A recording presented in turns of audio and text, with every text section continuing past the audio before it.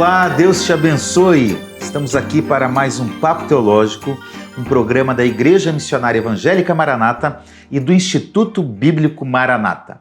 Nós estamos na parte 2 do nosso programa sob o seguinte tema: a Igreja é o Israel de Deus? E nós vamos hoje continuar falando sobre esse assunto de forma especial. Mais uma vez está aqui pastor Ayrton, pastor da nossa igreja no Recreio. Tudo bem, pastor? Tudo bem, graças a Deus, mais um programa que Deus vai nos abençoar. Deus está te abençoando e nós estamos felizes com a tua presença. Pastor Patrick, da nossa igreja da Tijuca. Tudo bem, pastor? Tudo bem, pastor Assir, pastor Ayrton, você que está conosco. Tenho certeza que vai ser mais um programa para a gente, enfim, destrinchar e se aprofundar na palavra de Deus. Eu sou o pastor Assir, da igreja de Caxias, e nós vamos juntos aqui nesse tema.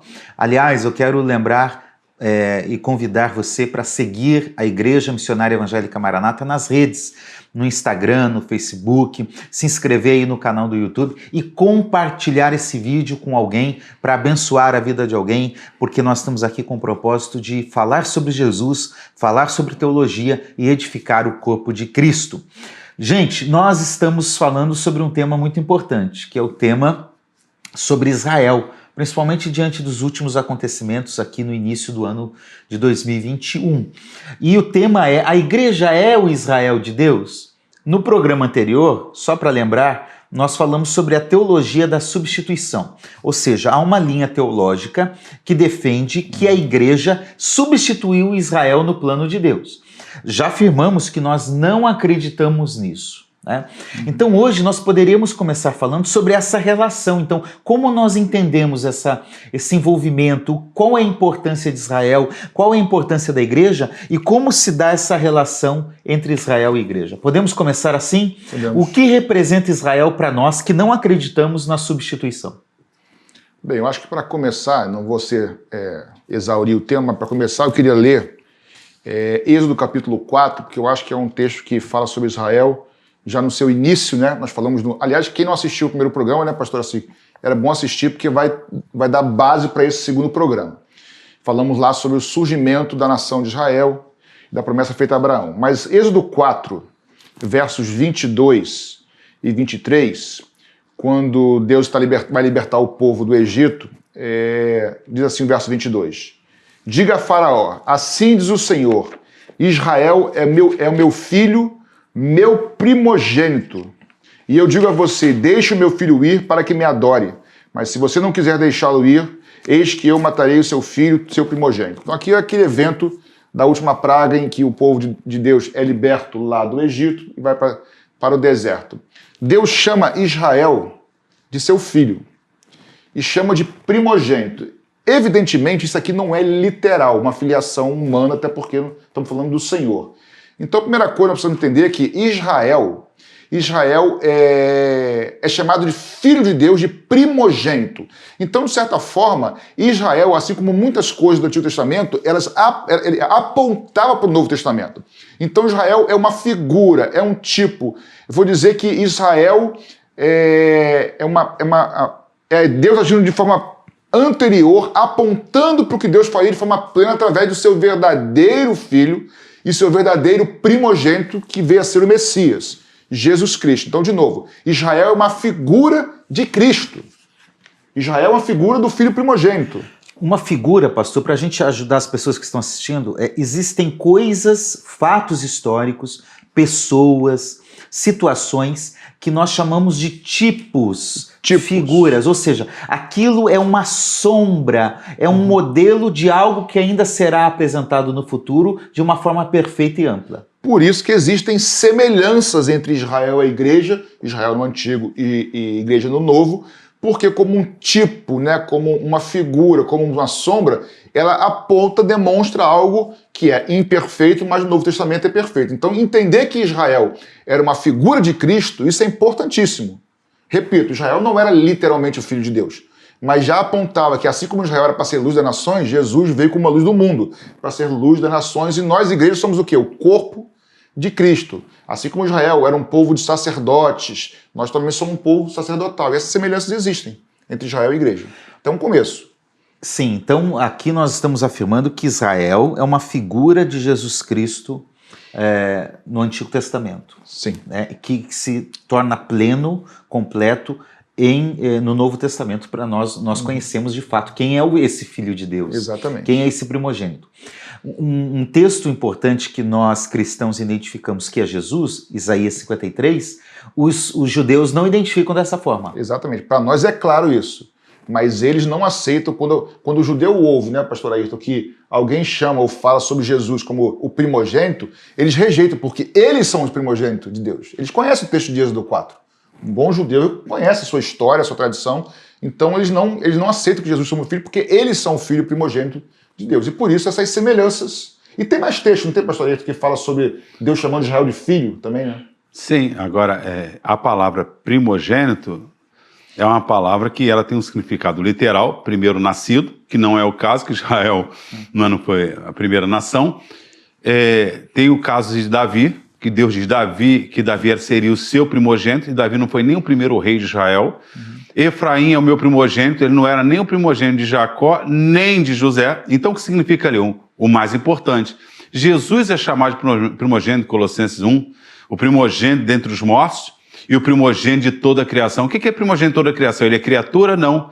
Ele é o mais importante de toda a criação. Ou seja, então, essa palavra de Israel, assim como vocês falaram de tipologia, a arca, quem entrou na arca está salvo. O cordeiro que morre, João, eis o cordeiro de Deus. São tipos.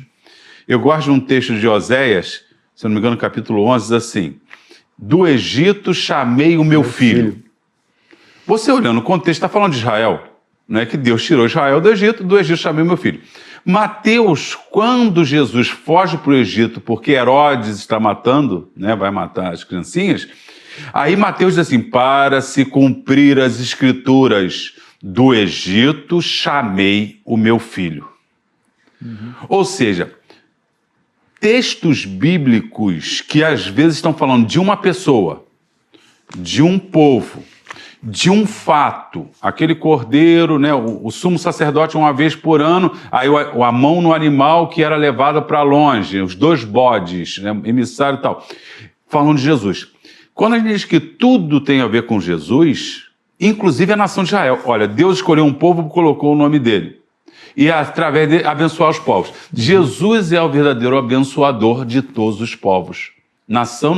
Israel não cumpriu essa nação. Jesus é que cumpre essa. Então, Israel é um tipo. E é interessante, desculpa interromper, quando fala sobre Israel do Egito, chamei meu filho, isso também se repete em Jesus Cristo, que literalmente veio e voltou do Egito, reforçando que Israel é um tipo de Cristo, do Messias, entendeu? Sim. Então, E Isaías 53, que é o texto citado, os judeus interpretam como a nação de Israel, né? Que eles vão subindo, o servo sofredor, e que remiu. Israel não remiu o pecado de ninguém. Isaías 53 está falando de quem? Do Messias de Israel, que salvaria a humanidade. Só que se o judeu reconhecer que Isaías 53... salvo engano, quando eles fazem a leitura, não é comum eles lerem Isaías 53. Eles pulam Isaías 53 até pela aplicação histórica que se faz com relação a Jesus. Interessante. Quer ver um versículo? Salmo 118, ali, versículo 22, 24, diz assim: esse é o dia que nos fez o Senhor. Alegremo-nos e regozijemo-nos nele. Esse é o dia, nós ouvimos o tempo todo, meus irmãos, olha o dia, olha que sol lindo, esse é o dia que fez o Senhor. Quando você vai para Isaías, lá no Salmo 118, 22 em diante, vai dizer assim: a pedra que os construtores rejeitaram foi feita a principal pedra de esquina. Aí o versículo seguinte diz: isso é maravilhoso aos nossos olhos. Aí o versículo seguinte vai dizer: esse é o dia que fez o Senhor. Repare que nós aplicamos isso à natureza, um monte de coisa, mas o texto está falando de Jesus. Pedro vai dizer isso, Jesus. O Novo Testamento vai aplicar esse texto, que é a pedra que os construtores rejeitaram, que os judeus podem aplicar a Israel, aplica a Jesus. Jesus é o rejeitado que trouxe salvação aos povos. Muito bem. Então a igreja é uma figura de Cristo, e textos de Oséias... Desculpe. Israel é uma figura de Cristo. E a igreja é o corpo de Cristo.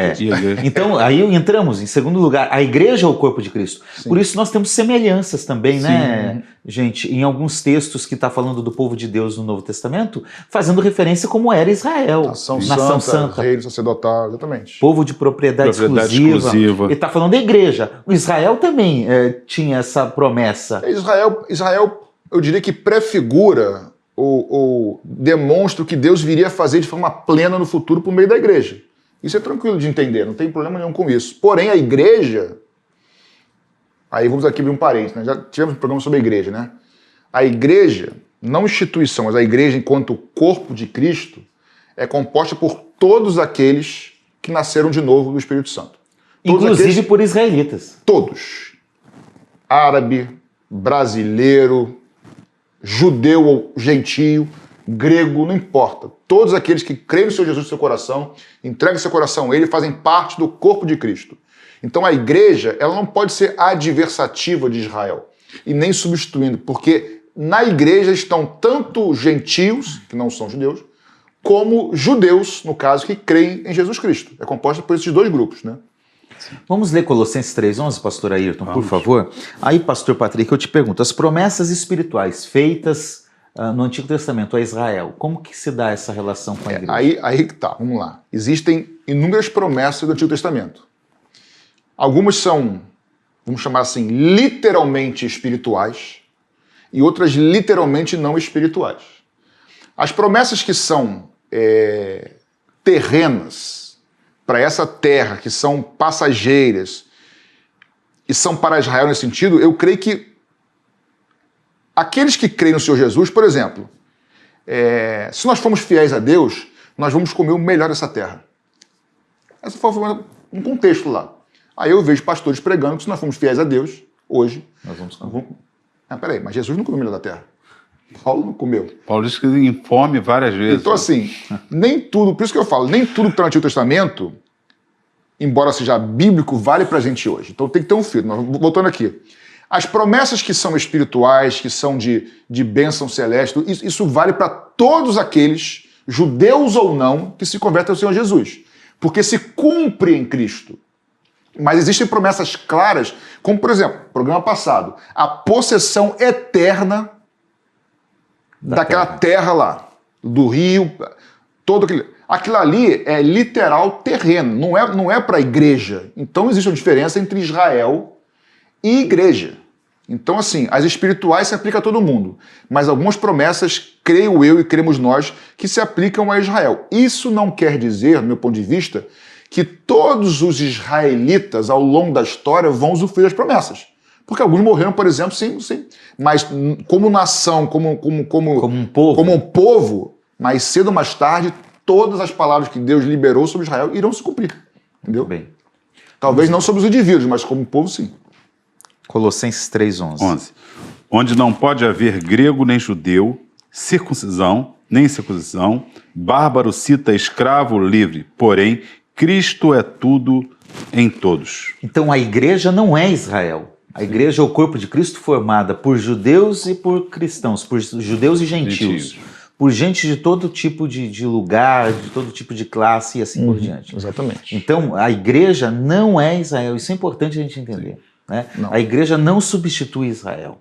E as promessas, há promessas que são para Israel que ainda hão de se cumprir, como você estava falando. Sim. Né? Promessas terrenas, a própria reconstrução do templo, entre outros aspectos que ainda vão se cumprir, correto? Correto. Vou fazer aqui um parêntese rapidinho, acho que eu já falei no outro programa, mas só para a gente...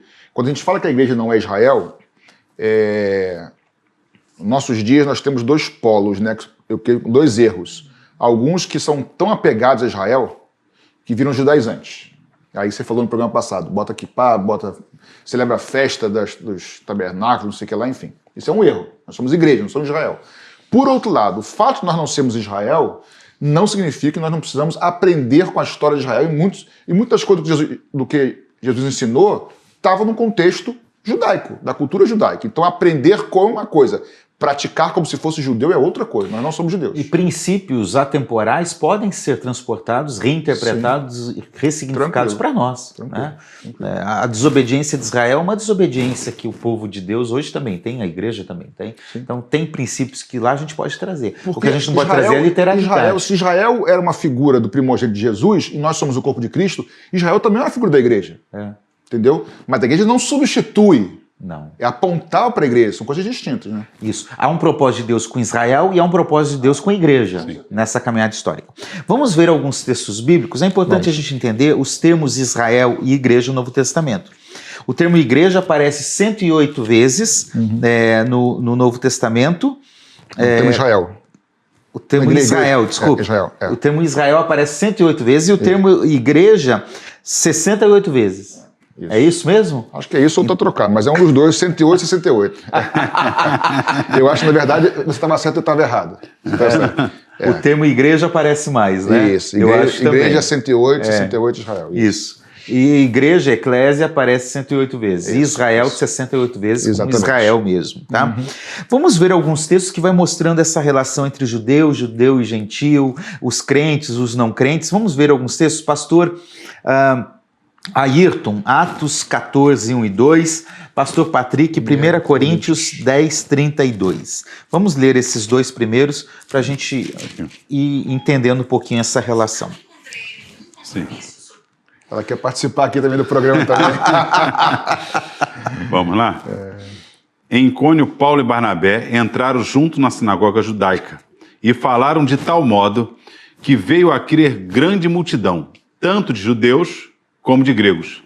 Mas os judeus incrédulos incitaram e irritaram os anônimos dos gentios contra os irmãos. Os ânimos, tá? Desculpa. Os ânimos. Tem algumas coisas interessantes. Quais são as classes de gente que a gente tem? A gente tem os judeus incrédulos, que não se converteram a Cristo. A gente tem os judeus convertidos, e a gente tem os gregos convertidos, e tem os gregos não convertidos. É isso? Sim. Ou seja, tem judeu que crê e que não crê, e tem gentio que crê e que não crê.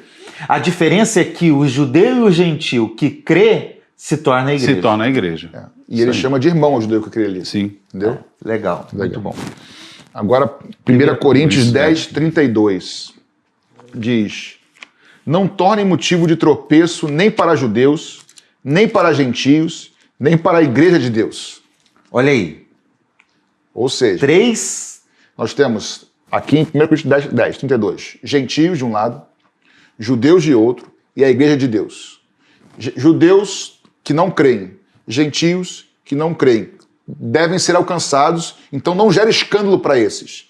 E nem para a igreja, que é composta por quem? Por judeus que creem e gentios que creem. Muito bem. Vamos ler outros. Gálatas 6, 16 e 17, pastor Ayrton. Esse é importante porque muitos que defendem que a igreja é o Israel de Deus é baseado nesse versículo, né? Então é importante. E é importante entender o contexto, né? Para não gerar confusão. Eu posso até ler o 15 aqui? Pode. Porque o 15 é assim, pois nem a circuncisão, ou seja, judeus, é coisa alguma, nem a incircuncisão, mas o ser nova criatura. Então, o nova criatura. Aí ele vai dizer, e a todos quantos andarem nessa, conforme esta regra, qual regra? Ser nova criatura, não é? Paz e misericórdia sejam sobre eles e sobre o Israel de Deus. Então, repare que é circuncisão e circuncisão. Aí ele fala um grupo que é quem não é circuncisão, que creu. E ele fala o Israel de Deus, que é circuncisão e creu. A ideia do Israel de Deus está relacionada aqui à circuncisão. Ao judeu que creu. Ao judeu que creu. Isso é o verdadeiro Israel de Deus. Porque ele vai falar em Romanos que tem judeu, tem israelita que não é verdadeiro israelita. Sim. Os verdadeiros israelitas, na concepção de Paulo, é aquele que creu. Esse é o Israel de Deus, esse é o remanescente. E a leitura que se faz é como se estivesse falando sem o E aí. Fosse uma vírgula, como se fosse assim, sejam sobre eles o Israel de Deus. Não, e sobre o Israel de Deus. Ou seja, o Israel de Deus não é a igreja que é Israel de Deus. Israel de Deus são aqueles do povo de Israel, que são judeus, que crê no Senhor Jesus, esses são o Israel de Deus, porque o resto é o Israel, por exemplo, que ele diz aqui, 1 Coríntios 10, 18, que é o Israel segundo a carne. Ele não nasceu de novo, não é espiritual. Entendeu? Então, o termo Israel de Deus não é a igreja, mas dentro da igreja, os que são israelitas, mas se converteram, nós chamamos de judeu messiânico hoje em dia, né? Eles são judeus de Deus. Até para entender o contexto hoje, por exemplo, hoje a gente tem um Estado de Israel, uma nação de Israel. Dentro dessa nação, nós temos lá ateus, temos gente que não... Tem. Né, temos os ortodoxos, temos, enfim. Nós temos, dentro do Estado de Israel, muita gente. Quando nós estamos falando de Israel, nós estamos falando de cada uma das pessoas que compõem a nação de Israel hoje. Quando a gente pensa nesse remanescente do Israel de Deus, não. A gente está pensando no judeu messiânico que se converteu. Esse teve um encontro com Jesus. Exatamente. Correto? Então é bom deixar claro antes de continuar que alguns textos como Atos 14, 1 Coríntios 10 e esse Gálatas 6 mostram que existem grupos sobre os quais Paulo e os autores bíblicos falam. Gentios, judeus, irmãos judeus que se converteram, gentios que se converteram, ou seja, antes você tinha gentil, antes de Jesus, gentil e judeus.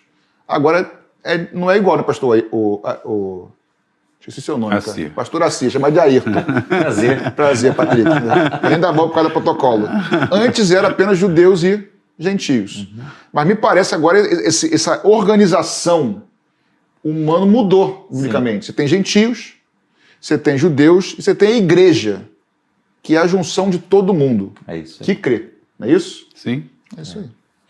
E nós podemos ler 1 Coríntios 10, 18? 10, 18. 1 Coríntios 10, 18. Paulo diz o seguinte: considerem o Israel segundo a carne. Não é verdade que aqueles que se alimentam... Aí ele fala sobre o sacrificado do altar, no meu caso aqui. Então, ele chama da Israel carne. segundo a carne é o Israel que não crê. O Israel de Deus é o Israel que crê. Porque Paulo vai dizer que nem todos que estão em Israel são verdadeiramente israelitas. É isso aí. É o que você falou lá hoje no caso de Israel. Tem ateu lá, tem árabe em Israel, na verdade, morando lá, entendeu? Por exemplo. É isso aí. E que é israelense, né? É a nação. Bom, vamos em frente. Agora, tem um texto que eu acho que ele é fundamental para a nossa análise, que é Romanos capítulo 11. Né? Porque se tem um texto que Paulo vai detalhar com muito cuidado, com muita cautela, com muita dor no coração, a gente parece sentir a dor que ele está tendo ali quando está escrevendo aquele texto. É Romanos 11. E eu gostaria que nós abríssemos lá, em Romanos 11, vamos começar do versículo 1 ao versículo 2, e vamos lendo alguns textos aí no decorrer, alguns versículos. Não vamos ler todo o capítulo, mas vamos ler vários textos, porque aqui nós temos algumas lições para tirar. Poderíamos dizer o seguinte: em primeiro lugar, que Deus não rejeitou Israel, versículo 1 e versículo 2. Quem pode ler? Então eu vou ler Romanos 11, verso 1 e 2. Então eu pergunto, diz o apóstolo Paulo, será que Deus rejeitou o seu povo? De modo nenhum, porque também sou israelita, da descendência de Abraão, da tribo de Benjamim. Deus não rejeitou o seu povo, a quem de antemão conheceu. Ou vocês não sabem o que a Escritura diz a respeito de Elias? Compediu com insistência diante de Deus contra Israel, dizendo... E aí ele vai continuar explicando. Sim, então, Paulo está deixando bem claro aqui para nós o seguinte: há um propósito ainda para Israel, Deus não rejeitou o seu povo, ainda há algo a acontecer com esse povo. Correto? Sim. Deus não rejeitou Israel. Então a igreja não está substituindo de fato Israel, porque Deus ainda está atuando por meio da igreja hoje, mas está como se estivesse dizendo, aguenta aí. A aliança eterna com Israel continua. Continua. Uma hora vai chegar o propósito, vai se cumprir com vocês. Podemos dizer também, pastor Ayrton, versículos 3 a 5, que esse povo de Deus hoje ele está ampliado. O povo de Deus no Antigo Testamento era Israel, o estrangeiro que cresce também passava a receber alguns direitos, enfim, mas hoje nós podemos dizer que Deus tem um povo que não é mais apenas o étnico, o povo de Israel, mas é um povo remanescente que crê em Cristo. Podemos dizer isso lendo 3 a 5, por favor? Vamos ler? Aqui, ó. Senhor, mataram os teus profetas, arrasaram os teus altares e só fiquei. Procuram tirar minha vida. Que lhe disse, porém, a resposta divina: reservei para mim 7.000 homens que não dobraram os joelhos diante de Baal. Assim, pois, também agora, no tempo de hoje, sobrevive um remanescente segundo a eleição da graça.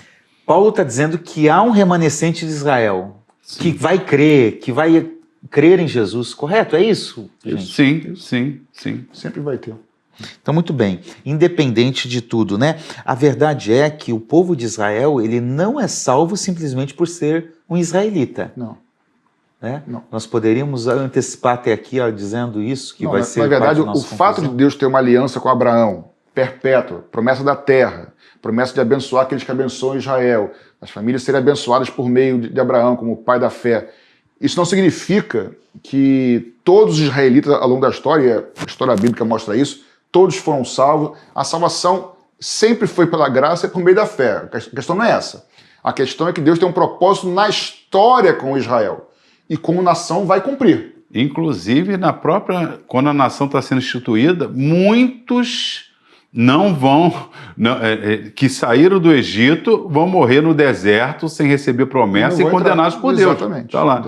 Então, Jesus disse em João 8, né? Quando eles disseram, nós somos filhos de Abraão, Jesus disse, vós tendes por pai o diabo. Então, eles disseram, nós somos filhos de Deus, somos filhos de Abraão. E Jesus, não, se vocês fossem filhos, vocês creriam em mim e fariam as obras. Então, repare que não é porque nasceu judeu que é o verdadeiro Israel. O próprio Israel, povo, tinha o Israel que amava a Deus e era fiel, e o Israel apóstata. É isso aí. Né? É isso aí. Vamos ler o 11? Verso 11. Então eu pergunto, será que eles tropeçaram para que caíssem? De modo nenhum. Mas pela transgressão deles, a salvação chegou aos gentios, para fazer com que os judeus ficassem com ciúmes. Ou seja, por meio da queda dos judeus, a salvação chegou aos gentios, à humanidade. Sim, ampliou, né? Ampliou. O propósito de Deus. Ampliou E não um bom termo, É. mas não substituiu. Não substituiu. Ampliou. Ampliou. Exatamente. E não que isso foi um acaso na história, que Deus chegou no final lá de Malaquias e falou, poxa, o povo O que eu vou fazer? O E povo vai agora? rejeitar. Não, né? Deus não foi surpreendido. Né? Não foi surpreendido. Embora a Bíblia chama a igreja de um mistério. Oculto no Antigo Testamento, porque mas já Revelado. antes da fundação do projetado. Quer dizer, Deus é presciente. Aliás, o texto falou aqui, né, que conheceu antecipadamente. Deus, vendo a queda, providencia, vendo a nação, vê a rejeição ao Messias, e já lá atrás ele providencia a igreja. Então a igreja não surge no acaso, é a presciência de Deus que faz com que ele... Muito bem, vamos ler o 12 e o 15, por favor?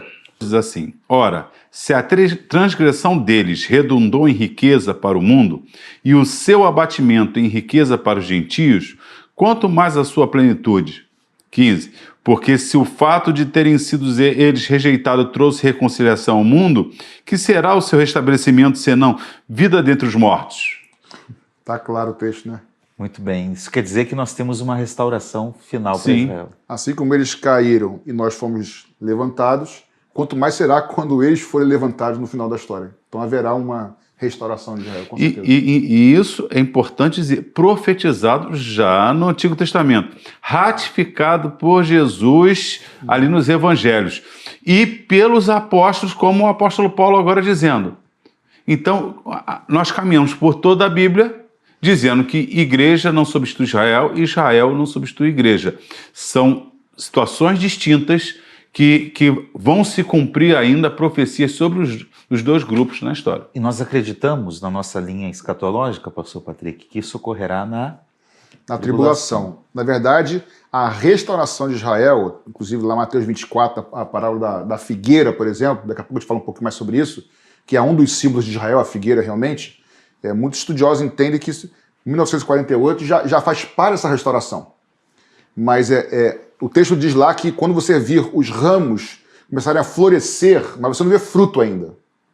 Ou seja, Israel foi restituído como nação, mas você não vê fruto, por exemplo, de conversão. Fruto é conversão. Uhum. Então Israel já voltou para o seu lá, tem as guerras lá, ok, mas na tribulação, no período do anticristo lá, aí que em certo momento, que não vem ao caso agora, Israel vai realmente aceitar Jesus como Messias.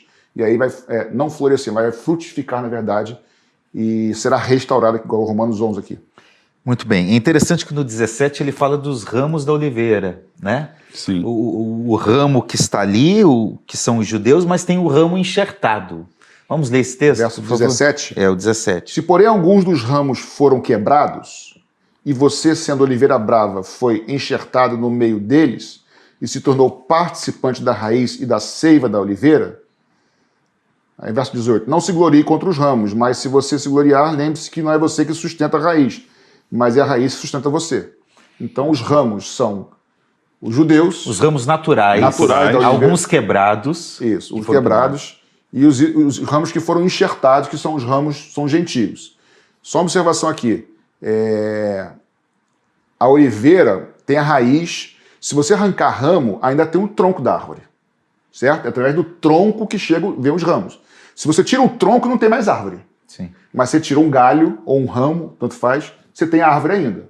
Então os ramos originais são os judeus. Os ramos que não são naturais, são enxertados, são os gentios. Mas a seiva, a raiz e o tronco não são iguais aos ramos. É bom diferenciar isso aí, tá? Daqui a pouco a gente tiver só uma breve só. Muito bem. Vamos ler o 23 e o 24, pastor Ayrton. Vamos lá. Eles também, se não permanecerem na incredulidade, serão Eles quem? Israel, os Isso. judeus. Uhum. Serão enxertados, pois Deus é poderoso para os enxertar de novo. Mesmo os que foram quebrados, né? Deus se é poderoso creem. para enxertar de novo. Sim. Muito bem. E nós vimos anteriormente, os que foram enxertados, cuidado para não ficar soberbo, e não é isso? E é muitas vezes o que acontece hoje. Sim. Israel, não tô nem aí para Israel. Aí eu vou fazer uma pergunta aqui para vocês, só para a pessoa que não assistiu assistir em casa. É possível ser enxertado e ser arrancado de novo? Ou não? Porque ser enxertado... Segura esse texto. É possível você ser enxertado e arrancado de novo? Não? Sim. Então você tem que assistir nosso vídeo lá sobre predestinação, que você vai entender. Boa. É isso mesmo. Mas não é? O texto é claro, gente. Não, é um dos textos, inclusive, que basilares porque se já está pré-determinado, não poderia ser cortado. Cortar de novo. E não adianta que, uma vez enxertado, você vai receber a seiva da raiz. Não tem como.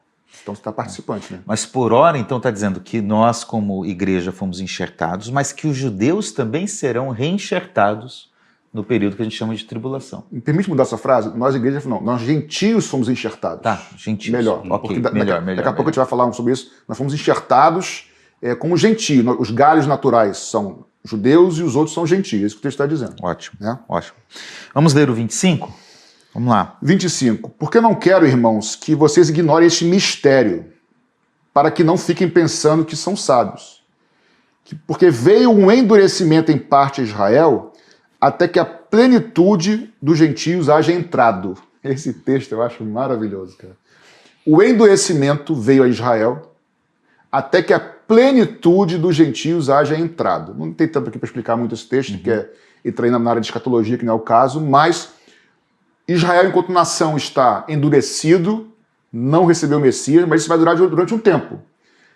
Chegará um tempo que, após os gentios haverem entrado, e aí para você pesquisar depois o que é isso, esse entrado, aí Israel começará a crer no Senhor Jesus, e os ramos vão ser novamente enxertados. E é a restauração que já falou aqui nos versos anteriores. Aqui na NA está interessante, ele diz: a teimosia do povo de Israel não durará para sempre.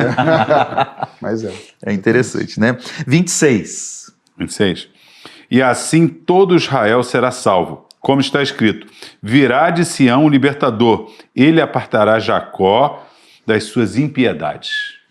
É um cumprimento posterior, o que nós acreditamos que será na tribulação, ou seja, Israel será reenxertado novamente. Ou seja, o Messias veio, eles rejeitaram, foram arrancados da oliveira. Aí foram enxertados alguns gentios, não é isso? Aí Paulo adverte: não fiquem muito soberbos vocês não, porque assim como os originais saíram, se vocês não forem fiéis até o fim, também vocês vão ser retirados. E Deus tem mais, Deus é poderoso para no fim da história restaurar os ramos originais e eles serem enxertados novamente na oliveira, o que vai acontecer na tribulação. E no final, todo Israel será salvo. E se a gente ler Zacarias 14, Zacarias 12, quando fala desse período que Israel ainda vai ser perseguido, que a gente chama de grande tribulação, no final o Messias vem, só no início 14 lá, depois versículo 4, o Messias coloca os seus pés no Monte das Oliveiras, que vai se prender. Ele vence os inimigos de Israel. Apocalipse 19, isso aí. 19, igualzinho 19, Igualzinho. né? Perfeito. E aí entra, e aí de Sião sairá a lei. E os povos terão que adorar em Jerusalém. Isso é literal. Não tem como. Eu tenho partes dos textos, em vários, que não é... literal, espiritual. Literal, espiritual. Não tem como. Coerente. E aí a gente vê o todo da Bíblia. Olha só Israel. Ele em parte, até que venha a plenitude, e o remanescente será salvo. E aí falando de... imagine, se o afastamento trouxe glória, imagine quando... Então vai ter um momento de glória para a nação de Israel como povo, que nós queremos ser o milênio. Não é isso? Que aí Cristo reinando e a nação de Israel vai ser um estandarte, vai ser algo importante, né? A gente acaba caindo na escatologia. Israel como nação, imagine, na grande tribulação fala que tem 2 profetas profetizando judeus. Fala de 144 mil judeus. Aí você tem que espiritualizar tudo. Não, um profeta, na verdade, é o Antigo Testamento, outro é o Novo Testamento. Aí os 144 mil são os servos de Deus. Mas por que especificou ali das tribos? Porque, gente, Israel tem que ser preservado a cumprir. E a grande tribulação é um período, porque lá em Daniel 9 fala, né? 70 semanas estão determinadas para o teu povo. Conta 69, o Messias será cortado exatamente quando Jesus. Aí a última semana, que é a semana do povo. As aplicações são cumprimento tudo literal. Tudo literal. E é interessante que essa promessa é para Israel. Olha o 27. Eu, o Senhor, farei esta aliança com eles, quando tirar os seus pecados. Ou seja, essa aliança é de Deus com Israel. O texto de Romanos 11, junto com outros que nós lemos aqui, está deixando claro para nós que há um propósito de Deus com Israel, há um propósito de Deus com a igreja, e que na plenitude de tudo, de todas as coisas, tudo vai convergir para um mesmo tronco, para uma mesma oliveira, para uma mesma raiz, mas com métodos diferentes de... Repetindo, isso não quer dizer que haja um meio de salvação pela igreja em Cristo, Israel, porque o cara é judeu, ele vai ser salvo. Não. E esse remanescente que vai ser salvo, todo Israel será salvo, na tribulação muitos judeus vão morrer. E eu não sei se todos vão se converter a Jesus Cristo, mas no final, quando a nação reconhecer, nós matamos o Messias, Cristo era o nosso Messias. E aí eles vão ficar doidos, porque eles se sentem culpados por causa disso. Aí a nação vai se converter. O próprio Apocalipse 1,7. Verão, todo olho verá, falando da vinda de Jesus, até mesmo os que o traspassaram, e os povos da terra se lamentarão. Olha só que coisa. Os judeus têm que estar ali, né? Porque foi quem traspassaram o Messias. A história vai terminar em Jerusalém, né? Aliás, centro da história. Zacarias 14 diz que Jerusalém é um cálice de tontear para os povos. Isso aí. Muito bem. Nós falamos aqui de oliveira, né, de enxerto. Aí tem algumas figuras de linguagem, que é a oliveira, a figueira, enfim, a videira. Poderíamos explicar um pouquinho o que isso tem a ver com Israel, com a igreja, com Cristo, com Deus, enfim. Nos ajude aí, por favor. O que podemos falar desse símbolo? Aqui em Romanos 11, Paulo fala da oliveira. Tá? Aqui em Romanos 11, a oliveira de serem os ramos naturais da oliveira. E muitos que entendem e creem naquela teologia da substituição, que a igreja substitui Israel, vai dizer que, porque os ramos são judeus, então que a oliveira é Israel. Bem, pode até ser, tá? Eu entendo um pouco diferente, acho que nós também um pouco diferentes. Porque realmente a oliveira é um símbolo de Israel no Antigo Testamento. Sim, no Antigo Testamento. Tá? Mas se como Israel era uma figura de Cristo, a oliveira também é uma figura. Exatamente. A oliveira era uma figura de Israel, mas não só a oliveira. A figueira é uma figura de Israel, a videira uma figura de Israel e a oliveira uma figura de Israel. São três árvores. Por exemplo, quando Jesus sai do templo lá, e naquele sermão profético lá, e ele fala, até um pouquinho antes, que ele amaldiçoa a figueira, Jesus não fazia nada à toa, gente. Sim. Não era show de milagre. Vou secar. Tem um propósito. Show de milagre. Imagina, porque assim, não tem nada à toa. Ele amaldiçoou uma figueira. Gente, isso é melhor curar um cego do que amaldiçoar uma figueira, mas tinha um propósito ali profético. Tá? E quando os discípulos vêm aqui, eles sabem que a figueira simbolizava Israel. Então, oliveira, videira e figueira.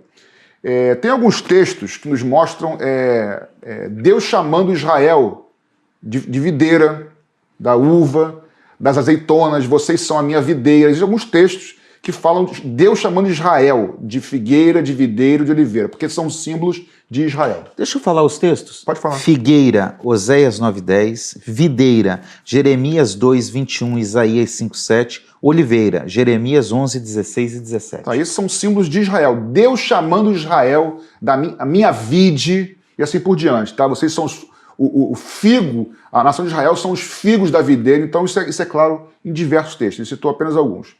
Porém, aí eu queria ler um texto, pastor, se eu puder, que está em... Acho que nós já lemos. Aliás, já lemos, Êxodo 4:22. Não lemos? Sim. Não sei se foi nesse programa, se foi no programa anterior. Em que Deus chama a nação de Israel de meu filho, de meu primogênito. E nós falamos que Israel, então, nesse vídeo, é uma figura de Jesus Cristo primogênito. Então, quem vê a Cristo, Jesus mostra-nos o Pai.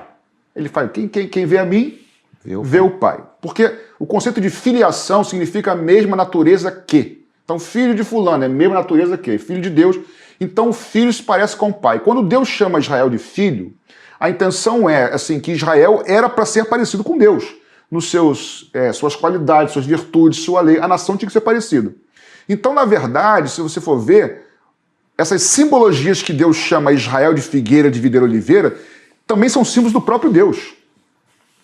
Quando Jesus fala, eu sou a videira verdadeira, por quê? Porque existe a videira anterior, que era Israel. Ele fala, eu sou a verdadeira. Verdade. Mais uma vez reforçando que Israel era a figura de Cristo. Eu sou a videira verdadeira. A oliveira, por exemplo, é que dá o azeite, é o símbolo do Espírito Santo. Da unção, do óleo. Do óleo, do azeite. Se eu não me engano, quando Noé envia a pomba, ela volta com a folha de oliveira. A pomba é o símbolo do Espírito Santo. Então, e a figueira é símbolo de Deus Pai, a videira é símbolo de Deus Filho, e a oliveira é símbolo do Deus Espírito Santo. É como se assim, eu sou a videira verdadeira, o Espírito Santo, e eu sou a oliveira verdadeira, e o Pai, eu sou a figueira verdadeira. Por quê? São símbolos do Filho e símbolos do Pai. Então, para mim, eu creio que nós cremos que, na verdade, essa oliveira, os ramos são judeus e os outros enxertados são gentios. Mas a oliveira não é Israel. A oliveira é o próprio Deus, mais especificamente o Espírito Santo. Sim. Quem é que está na oliveira? Aquele que nasce de novo. Quem são os ramos que estão lá? São aqueles que foram gerados pelo Espírito Santo. Então nós, ramos não naturais, não fomos enxertados em Israel, nós fomos enxertados em Cristo. Vocês concordam? Sim, em perfeito, Cristo. Perfeito. Tive uma aula hoje aqui, não sei você, mas eu tive uma aula hoje. Fala sério. É sério? Mas nós fomos enxertados em Cristo. Sério, gente? Eu não fui enxertado em Israel. Israel era símbolo. Eu fui enxertado junto com você, com todos nós, em Cristo, no Espírito de Deus, no Espírito de Cristo, e não em Israel. Se você não entender essa simbologia de Israel como filho, como simbologia de Deus Pai, aí você não vai entender. Então, se for assim, nós realmente vamos estar em Israel. E nós não fomos estar em Israel. Gente, por meio de uma teologia bíblica, de uma teologia histórica, de uma teologia tipológica, por várias evidências de textos no Antigo e Novo Testamento, eu creio que nós mostramos que a igreja não é o Israel, que cada um existe independente, que cada um tem um propósito diferente e que Deus trata com cada um de uma forma também diferente. Exatamente. Correto? Sim. Exatamente. Muito bem. Vamos então para a conclusão do nosso programa. A gente pode entender então aqui que Deus não rejeitou Israel. Não. Que ele tem um propósito com Israel e que as promessas dele se cumprirão.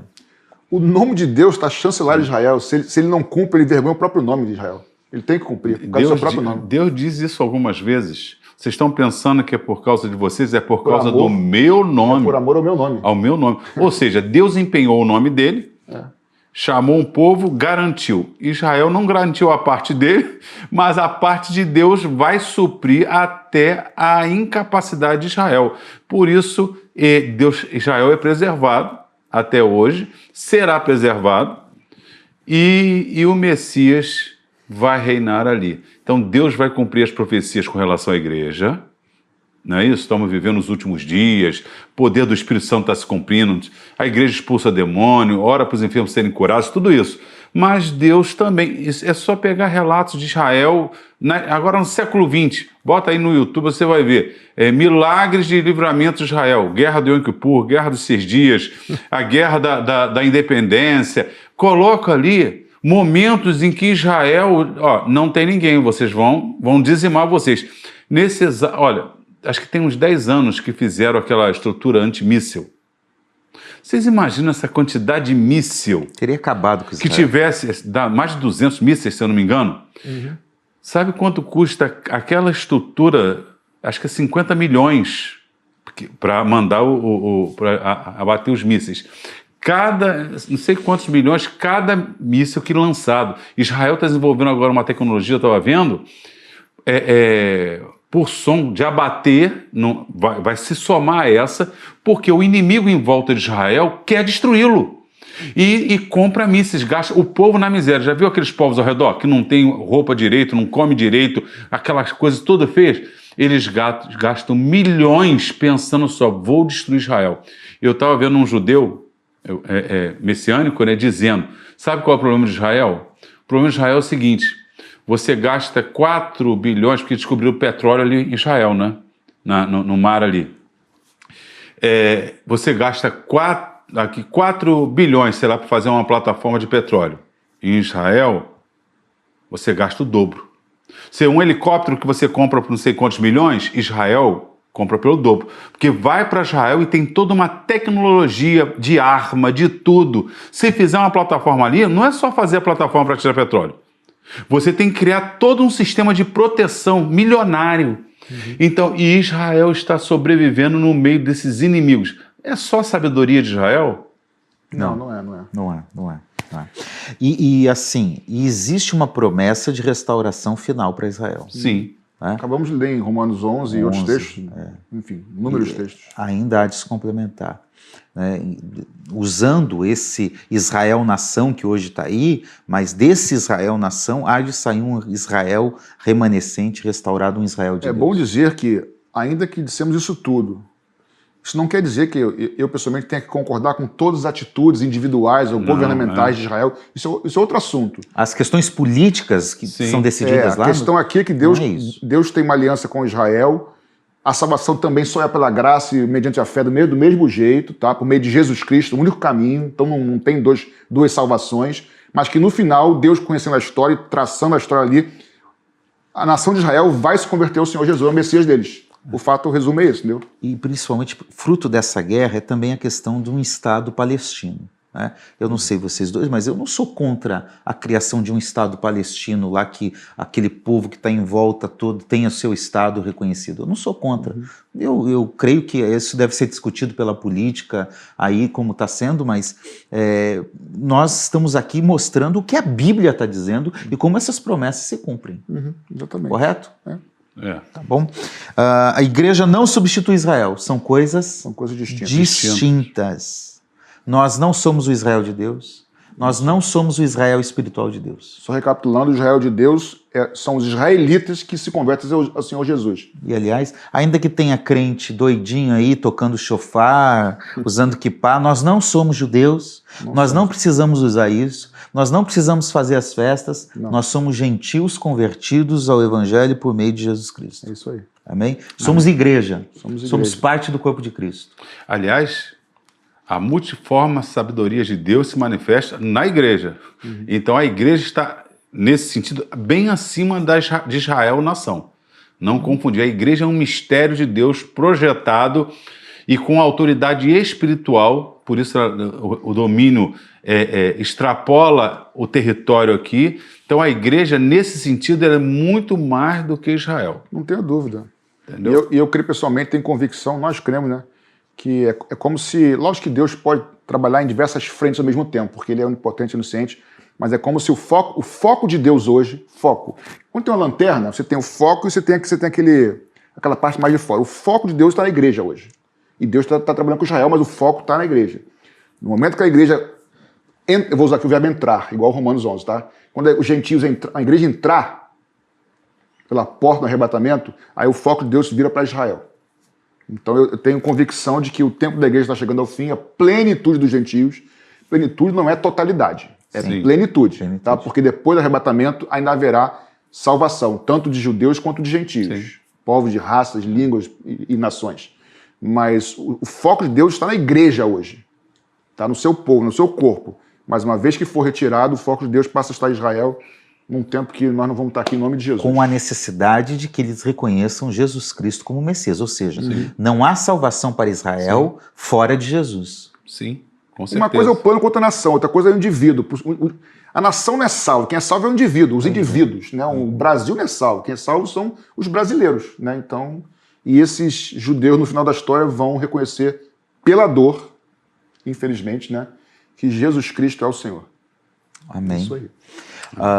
Qual é o nosso papel hoje? Nós devemos fazer o que em relação a Israel, como igreja? Já que nós não somos o Israel de Deus. Eu, como sou temente a Deus, eu prefiro seguir a aliança que ele fez com Abraão. Eu vou abençoar Israel para ser abençoado. Orar por Israel. Orar por Israel, o que puder. Claro, não desejando que os outros morram. Pelo contrário. Mas no que depender de nós, não faremos nada contra a palavra de Deus que faz essas promessas. Não vou me aliançar, de repente, com pessoas contra Israel. E eu vejo pessoas que eu vejo até dizer, não, o holocausto nunca aconteceu, isso é tudo mentira dos judeus que dominam o mundo, essas mentiradas. Israel tem sofrido por causa dos seus erros. É isso aí.